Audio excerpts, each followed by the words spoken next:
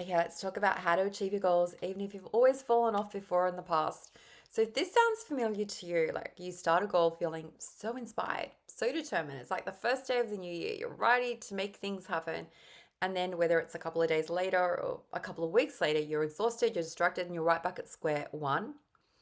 And then you start telling yourself, well, maybe I'm just not good at sticking at things. If you've ever felt this way, you are not alone. I feel like so many millions of people have felt this way a few days into the new year. And it doesn't mean that you are lazy or broken or doomed in any way. Because falling off, okay, little twist here, doesn't mean that you cannot achieve your goals. It just means that the strategy that you were using wasn't designed for the real you, like your life, your brain, your season, your responsibility. And the good news is that your ability to follow through isn't, is a skill that you can learn. It's not a personality trait. There's nothing wrong with you if you've like been someone who stopped and started in the past. You've probably never been shown how to work with yourself rather than against yourself.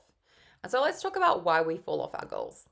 Okay, reason number one is often because we simply chose goals that you think you should care about, but not goals that you actually hunger for. If the desire is not real, your brain will always pick an easier option.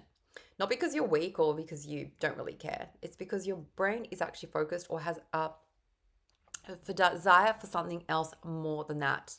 You have to hunger and want your goals. Reason number two is that you are probably chasing perfection instead of consistency. If you've like had one slip up and you think, okay, I always fail, that's it. Like, what's the point? It's all or nothing thinking is going to keep you stuck and it's going to sabotage your progress. Another reason that we often give up or don't achieve our goals is because you're relying on motivation instead of, like who you are as an at your core identity. Like motivation is going to disappear or never appear when it comes to your goals. When you see yourself as someone who struggles, like you unconsciously like bring that to fruition. But when you shift to someone, well, I'm just someone who is willing to take action whether I feel like it or not. Okay, that is when your actions start aligning with that story. Okay, I'm someone who just does what needs to be done. I tell myself that story enough that it's become my truth. And the other thing is, another reason why we don't achieve our goals is that because we simply haven't removed all the friction points that sort of cause us to trip. Distractions, overwhelm, unclear steps, no checkpoints, no clear clarity about what we're actually doing in the first place. Okay, whenever something is so ambiguous or too big or just feels overwhelming, we just give up. But when we fix these little issues that we talked about, follow through is going to become dramatically easier for you. So here's a little truth that I want you to anchor into. You don't have to hit perfect, do anything perfectly to hit your goals. You just need to be willing to fail forward, willing to take action, even if it's messy action. I always say, like, progress is never always pretty. Okay, sometimes it looks like two steps forward, one step back. It's not always going to be linear, but every time you course correct instead of quitting, okay, course correct, you're building the identity of someone who just finishes what she starts. Okay? Because once you understand this, I feel like you're finally going to stop giving up at the halfway mark or on the, on the starter, like the moment the gun goes off, you want to keep on going all the way to the end. Okay? You don't want to give up just the moment you first feel as if you've got a puff and puff and can't move. And so, how do you do this? How do you achieve your goals? You have to choose goals, like I mentioned before, that you seriously, genuinely hunger and want. You can't half want a goal and expect full commitment from yourself. It doesn't work that way. Your brain is always going to find excuses when your desire is only lukewarm. What goal sets your heart on fire? Okay, do you want this goal enough to keep on going even when it's boring, even when it's hard? Okay, the answer has to be yes. Does your future you want you to work on this? Is this your goal or is this someone else's expectation? If these answers aren't clear yeses, pick a different goal, my friend. Okay, because that desire, that hunger is fuel, and without it, your discipline and your motivation, like that, is not always going to be there. The desire is just simply going to collapse. The next thing is understand that failure is part of the process. Failure is expected. Failure is normal. Aim for failing forward, not never messing up. Most people quit because they assume that when they've had a slip up, it's proof that they're failing. Okay, but these slip ups are just feedback. Failing forward means like, well, I missed yesterday, back today. I'm going to come up with a different approach, or that didn't work. Well, what will? Or let's adjust. Okay, let's adjust our, the way that we're going about our strategy. Don't abandon it altogether. Every goal has messy moments. Your success comes really from how quickly you recover, not how perfectly you're performing. And you want to make sure that you're building a system that makes your progress inevitable. Okay? Goals don't get achieved by hoping or wishing or expecting it's going to fall in your lap. They're achieved by, having a strategy that you follow. And so the best tips that I have to offer you is set those little markers. Don't just like aim for the finish line. We say if you have to run a kilometer, you get to 100 first and then 200 and 300 meters. Same for your money. If you're aiming to like go for 1,000, you've got to get to 100 first and 200.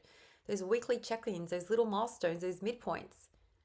Your brain needs those visible wins to stay invested. Remember your why also every week, not just once. Write it where you can see it daily. When you keep your why alive, like and well in front of you, the resistance begins to lose its power. It's like, oh, this feels hard. Okay, but this is why I'm doing it anyway. And you've also got to remove the distractions intentionally. Put your phone in another room. My gosh, like when you're working on something that's important to you. Turn off the notifications. Don't rely on willpower. You're going to design your environment so it's easier for you to stay focused. And I always reference the tortoise and the hare strategy. Go slow but never stop. The hare burnt out, remember. The tortoise kept on walking slowly, consistently, relentlessly, and always won that race. Or in that story, in that fable he did. Because you don't need intensity. Stop kidding yourself. Just need consistency. Small steps done repeatedly will always beat those big steps, big bursts done just occasionally. Okay, so what you don't need is more motivation. What you need is more movement, tiny actions. And so what do you do? Like what thoughts do you offer yourself, when things are hard? And they will be hard at times, okay, because you're a human. You say to yourself, I'd rather go slow than stop. Or every small step counts more than I think. Or I don't quit, I'm just adjusting. Okay? And when you remove the friction, the distractions from your life, you remove your excuses. Because you're a person who finishes what she starts. And so I want you to just focus on one goal you truly hunger. Identify it if you don't know what it is yet. And set that tiny little tortoise step. Something you can do in 10 minutes or less, 5 minutes, not the whole plan, not the whole mountain. Just one footstep in the right direction. That's all you have to do. And then you repeat it tomorrow. Okay, because you're not waiting for motivation, remember? You're moving. Every small step is going to reinforce the identity of you're becoming someone who follows through. No matter how many times you've fallen in the past, you're going to fall. You're going to pick yourself back up and you're going to do it again and again and again. Okay, and that is how you get to the end. That is how you get to your goal. Okay, and if you want to have help staying consistent and building the mindset of someone who actually finishes those races, grab my free guide, 5 thought shifts that will help you get out of your own way. It's going to be in the description below. But in a nutshell, achieving your goals is not about being perfect. It's about choosing goals that you genuinely want in the first place. Okay, that's like the first little hurdle you've got to get through. And then you have to move towards them slowly and steadily. Failing forward, okay, instead of giving up. And remembering that those small steps, honestly, count more than you'd ever realize them. Do not discount them because the tortoise won that race, remember, every time, and you can too. Take care. I can't wait to catch you in the next video.